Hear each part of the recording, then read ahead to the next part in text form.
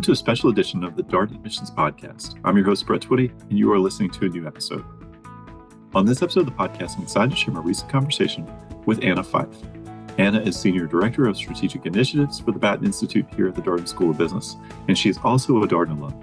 Anna and I recently connected to talk more about her background, how she decided to pursue an MBA, what led her to Darden, what brought her back to Darden for her current role, the work that she does with the Batte Scholars Program, and so much more. A quick note, if this conversation is helpful for you, please like this episode and subscribe so that you never miss an update. And remember, you can always check the episode description for links to Darden blogs, social channels, and more resources for tips, insights, and stories about the Darden experience. And now, without further ado, my interview with Anna Fife.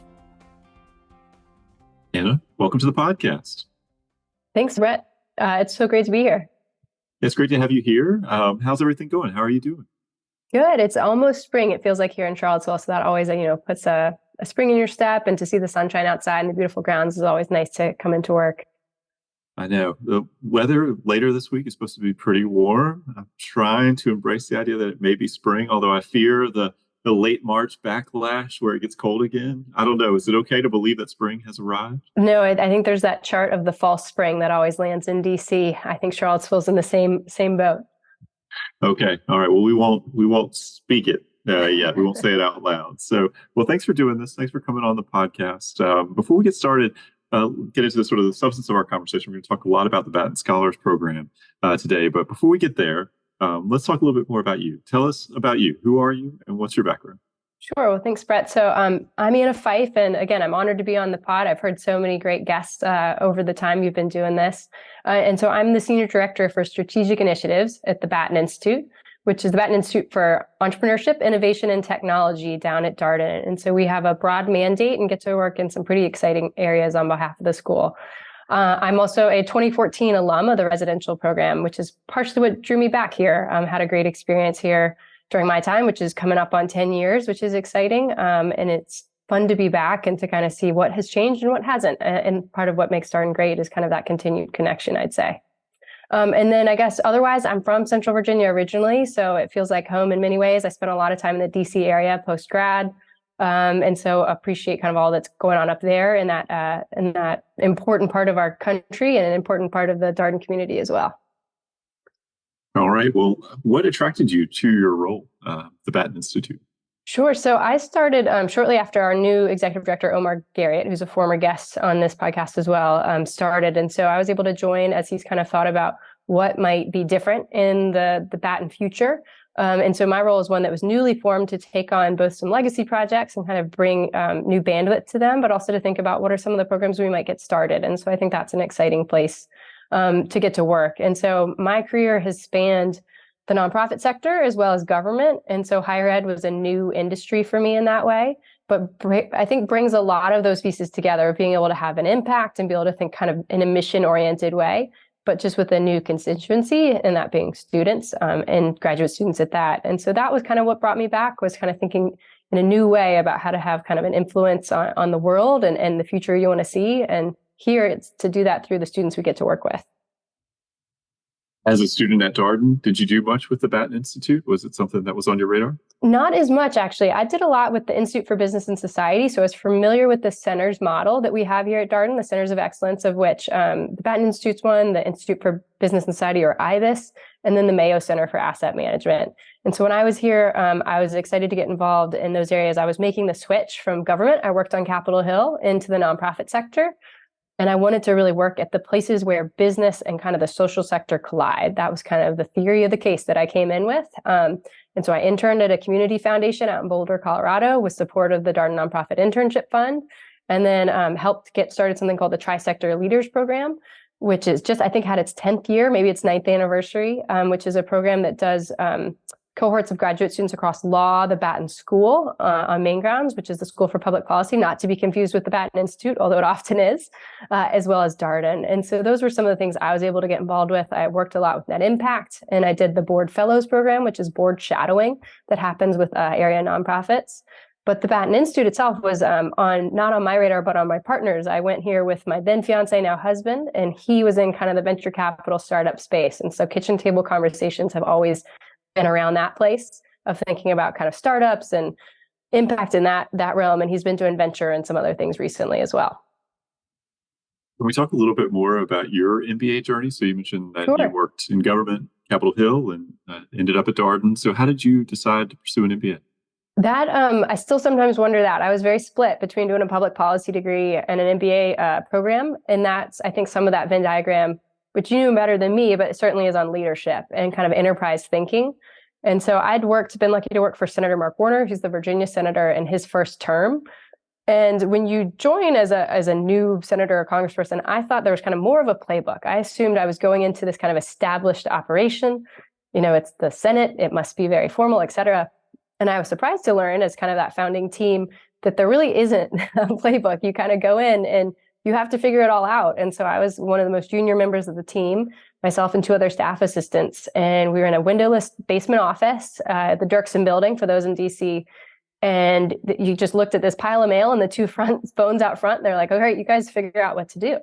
And so that was kind of day one. And from there, we had to build a lot of the systems in the office and how to operate and how to get back to constituents and how to help the legislative staff, how to help the chief of staff, et cetera. So I held a bunch of different roles in my kind of 4 years there. But part of the kind of thing I got to see was that it takes a lot of operations and it takes a lot of kind of thinking ahead of the structure to make all these big things happen, whether it's legislative bills or work with constituents or some of the outreach we were doing. And kind of that infrastructure really mattered. And so offices that were kind of doing well had that structure and those kind of smooth operations in place. And it didn't hurt working for Senator Warner, who was a business guy, that he kind of ran our office more in that mode. We had weekly reports and he would often tell us, what gets measured gets done. And you had to kind of report at the end of every week of kind of what you were working on and how many pieces of mail we've gotten out or, what you'd been able to advance on the legislative front. And so that was that kind of insight for me, that wanting to understand, how do you operate an organization, whether it's a business or government or nonprofit, and where do you get that perspective? And so that took me to, I think, a general management kind of focused business school, and one that was run on the case method, because it allowed someone like me who'd only used Excel sheets to organize events, I'd never put numbers in it, to come to a business school and still be able to get up to speed quickly and learn how to navigate finances and learn how to think about a budget differently and think about kind of planning in a different way than I'd been able to do before. I will say, I thank my learning team. I think others that kind of brought me along with them, because Mark Lipson, my finance professor in the core, because they really can bring people along that don't have that exposure or experience beforehand. But I think that's not everybody, but certainly there are many that come to Darden who've not had that same level of exposure. And it's great to be able to still be a part of the classroom. So I think that's what got me here. That's probably a longer story than you were expecting, but it was that kind of insight and trying to find, like, how do you make sure that folks that want to do a lot of good work or that have a vision they want to see in the world, what are the pieces that they need to make that happen? And some of it's that kind of operational structure or that leadership view that needs to be in place to allow the vision they have to manifest. Well, I'm curious, I want to go back a little bit further in your story. Did you always know you wanted to work on Capitol Hill? I did. And my story is I shouldn't say I did. I had a lot of exposure to it because I grew up and my dad was in Congress when I was a kid. And so he was elected when I was just two. And so to me, it was normal. I joke that I'm the youngest of four and the only one that went into politics. So I also think that maybe I didn't know something that my siblings did. But so he was in office till I was about 11. And so my earliest exposure is to thinking about government as a force for good. Back in those days in the 80s and 90s, our phone number was in the phone book. So I had to learn how to answer the phones at home when someone might have a constituent problem and write it down and make sure the message got to my dad or his office. And so you'd go to the grocery store and be recognized, et cetera. It was certainly a different era, but it made me appreciate having gone to so many of those events and seen so much of how it happened, that just the ability that you can have to help people.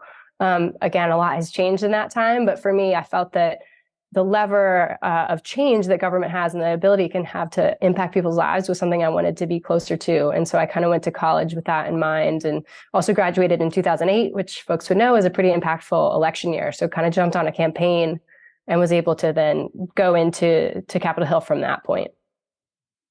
Yeah, my understanding of what the campaign experience is like is it's pretty intense. They ask a lot of the staff during these campaigns.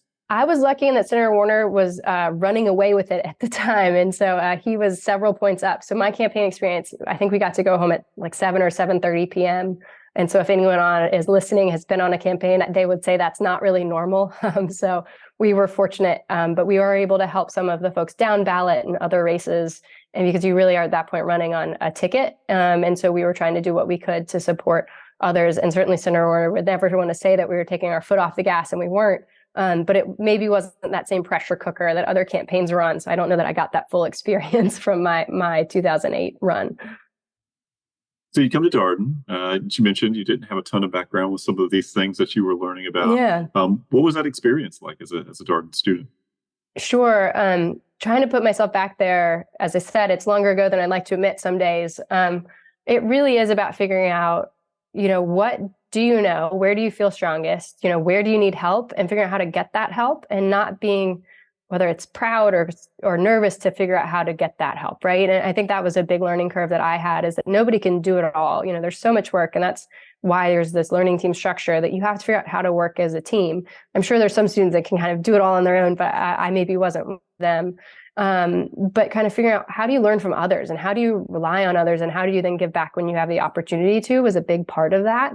And again, that learning team structure, that section structure, figuring out how you can work collaborative was really important. I also found the case method as a liberal arts major to be really interesting, because you're reading and kind of soaking in on the case before you get there and starting to really think about it. Some other things I'd say that kind of come back to me is that, the cold call is stressful. Everyone knows about the cold call, and for whatever reason, you're just sitting there kind of nervous about it. I can't always figure out why it was so nerve-wracking at the time. These are your friends at this point, right? But you don't have to always have the right answer. I think sometimes it's the folks that either have the wrong answer, but are able to let people learn alongside them and be willing to be that wrong answer, or someone who asks the really insightful question that can help bring the conversation forward. But just sitting and hoping you have the right answer all the time maybe isn't learning. And so realizing that was probably an important realization for me. But there's also this kind of, they say kind of this point at which you break down a little bit and then you get built back up, and kind of knowing that that's part of the journey is important too, of knowing that, yes, there might be a point where I kind of doubt myself, or I doubt what I'm able to do, but to feel confident that you will be built back up and you will find those skills and the people around you to help you through, and to reach out for help when you need it. So I'd say those are some of the insights I'd have on that kind of earliest part of the journey. The other thing I'd add is just making sure you do maybe the mental work ahead of time to have a clarity around your goal, to know what you're there for. Because when there's so much thrown at you and so many different opportunities you can pursue, you can kind of get pulled in a lot of different directions. But having some sense of a North Star, even if that may change over time or be better informed over time, is going to help you stay honest to kind of where you want to go. And so I think having some of that sense of purpose was important for me. And for others, I saw that maybe didn't get kind of routed in a different direction, have to come kind of back to their main path. Yeah, I appreciate all of that. A lot of it resonates with advice that's been shared here on the podcast. So particularly, sort of accepting the sort of journey that you're on here, and that, it's not going to be linear. Like there's going to be, you move up, you move back, you're going to learn some things. Maybe you feel like you don't know so much at one point, but you're going to get past that. I mean, I think being accepting of that, particularly for really high performing people, can be really challenging. Yeah, very, very much so. And I think that's, again, it's kind of learning to be on that journey with other people was part of that for me. And again, I was at Darden with my partner, so it felt very much true that I had someone else that I could, lean on even at dinner time or after our learning teams closed. But realizing there are other people going through that at the same time was meaningful as well. Making that decision to where to go to business school with your partner, did y'all always know that you were going to come to Darden? Was UVA always high on your list? No, I mean, I think for us, and everyone has different strategies for this, right? For us, it was that we wanted to be in the same city. And so we applied to programs where we thought we could be in the same place. And so actually, I think Darden was the only one on our list where we would have been in the same program. But that was kind of how we tackled it, was making sure that we kind of were at least geographically in the same area.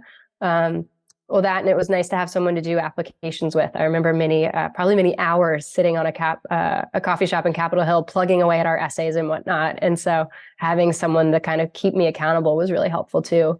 But it's hard. I mean, there's trade-offs that anytime you're in a relationship, I'd argue you have to make, of maybe when one person gets to lead on the decision or one person has to follow, and it doesn't stop with kind of coming to school. It's kind of figuring that out as recruiting or or starting a family. I mean, there's many junctures in your life where you have to have those conversations with a partner of kind of what makes the best sense for both of us together. And that's not always everybody getting 100% of everything. And I guess 11 years out of marriage too. So I'm at that point in our marriage where we kind of figure out, like, how do we both kind of figure out what works best for us and our family. And that's always a conversation. Well, Anna, let's talk a little bit about your current role here and your work with the Batte Scholar. So for folks who may be new to this conversation, what is the Batte Institute? How do you explain this Center for Excellence? Sure.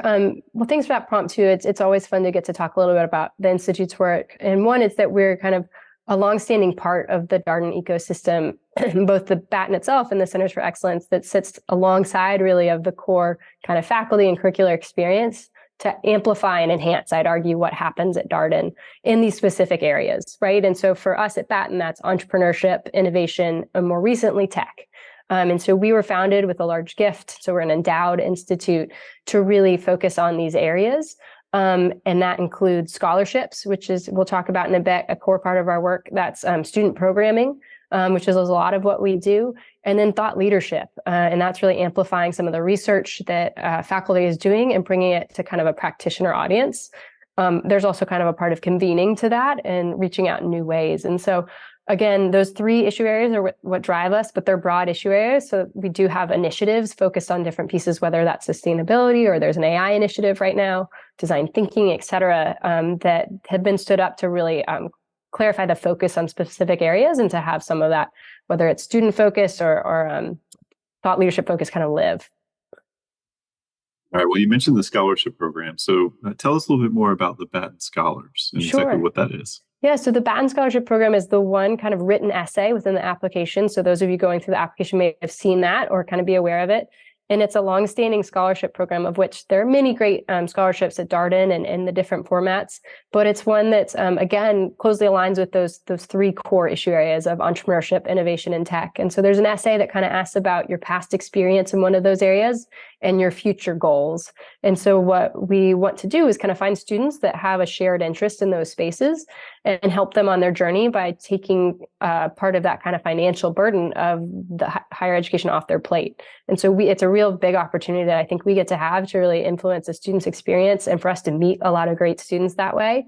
And then because of the number of students who are involved, I think right now we have 28 across all the classes and programs.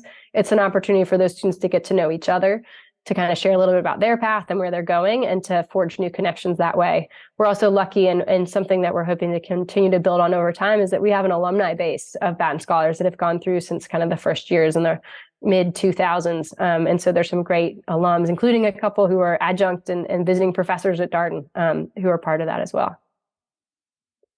You mentioned this sort of in passing, but for our listeners who are just learning about this scholarship, it is open to full-time MBA students as well as part-time and executive MBA students. For the full-time MBA students, it's a full scholarship.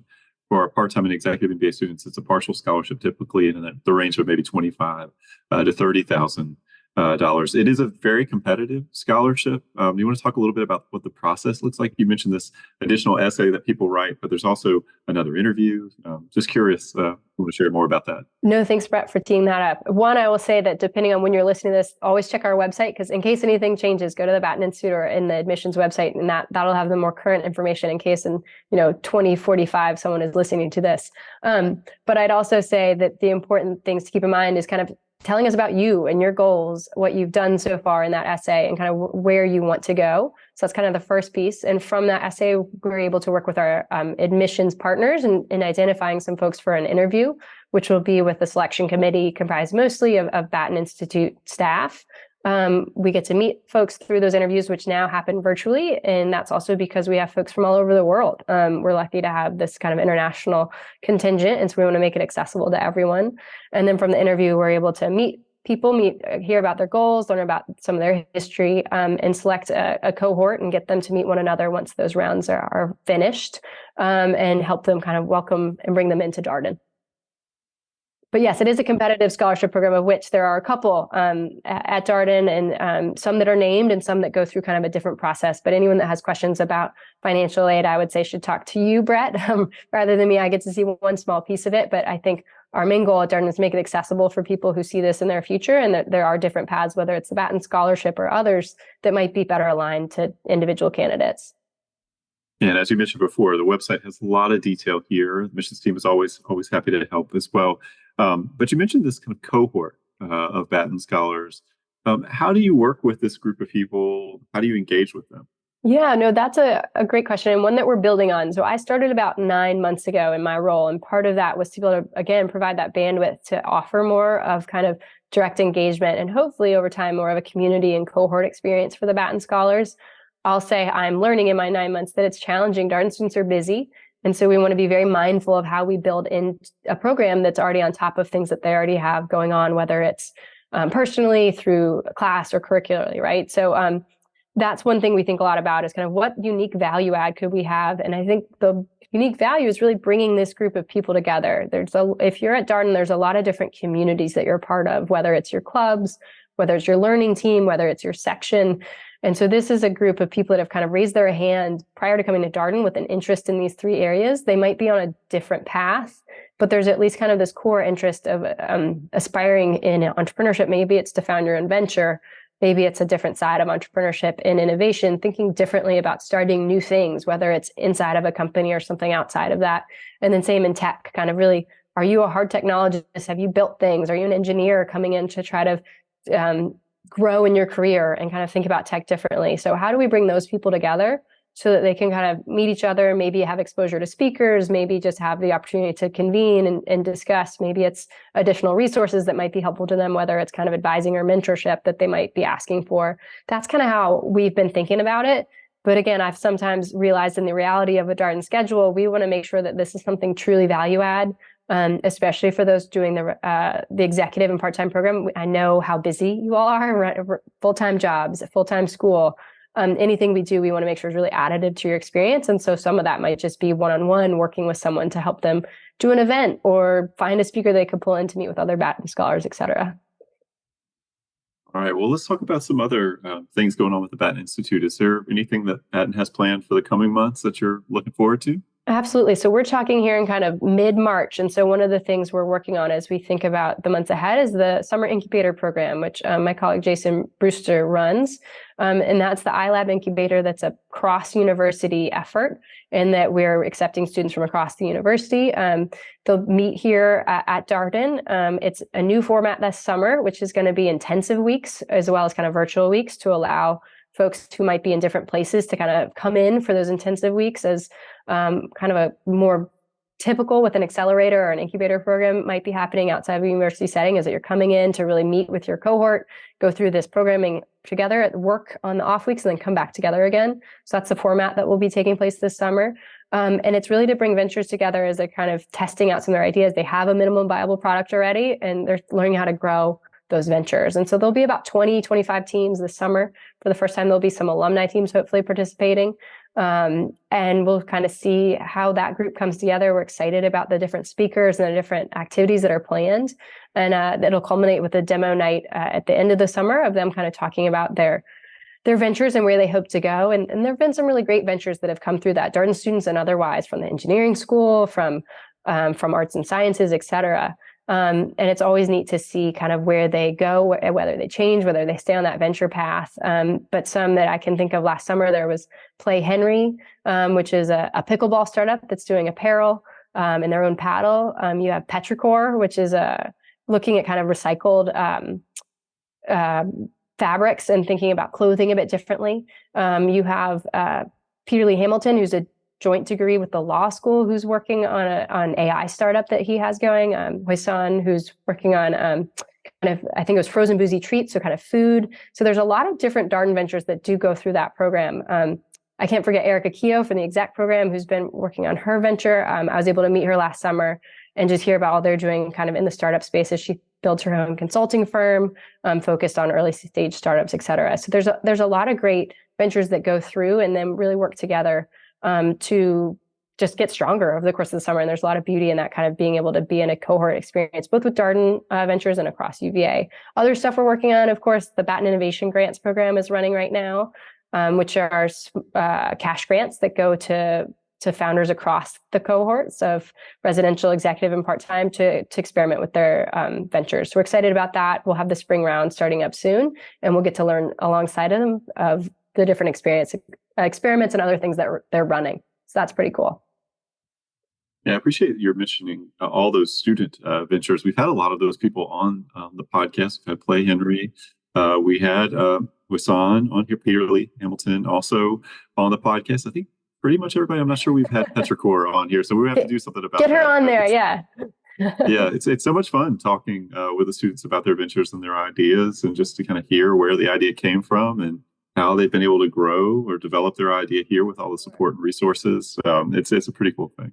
Yeah, and I think, whether it's something you want to do forever, whether it's going to be your one thing, or if you're doing alongside of a career you're already in, there's just so much opportunity to explore, I think, when you're in the Darden MBA. And it's a great exposure to both world-class professors, but also some of these experiential programs. And I'd encourage anybody who has that entrepreneurial itch or curiosity to, whether it's take a course or to kind of jump in with some of this extracurricular programming, to explore it. It's a safe time to do it in the way that, there's a lot of other things going on. But if you think you might do it either as a student or in your career, it's a good opportunity to check it out and see if it's something that, whether you're a joiner or a founder yourself, you might want to do.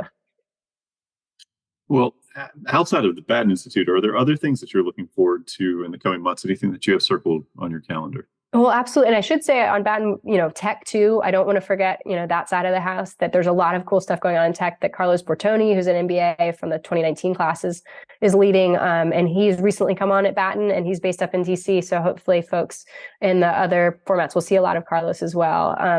But yeah, other things, of course, we've got the emails that have come around Darden about graduation being around the corner, which is somewhat hard to believe, but I think it's May 18th. And so that's always a great time to see the students really culminate 2 years of a lot of hard work here. So excited about that. I'm not excited. I signed up for like a 6 a.m. volunteer shift, so I may rethink that. But I'm very excited about the festivities and just the chance. Springtime in Charlottesville is beautiful. Getting to be able to be back on the courtyard with some of the events with students and otherwise will be really nice. And then the Tom Tom Festival is one thing outside of UVA that I'm looking forward to. That'll be in April. We've got some great faculty speaking. It's kind of like Charlottesville's homegrown response to South by Southwest in some ways, where you've got these different tracks and different speakers from across the community and outside of Charlottesville speaking. And so I'm looking forward to that. That'll be in about a month now, as a good way to engage intellectually and broaden the sphere outside of UVA a little bit.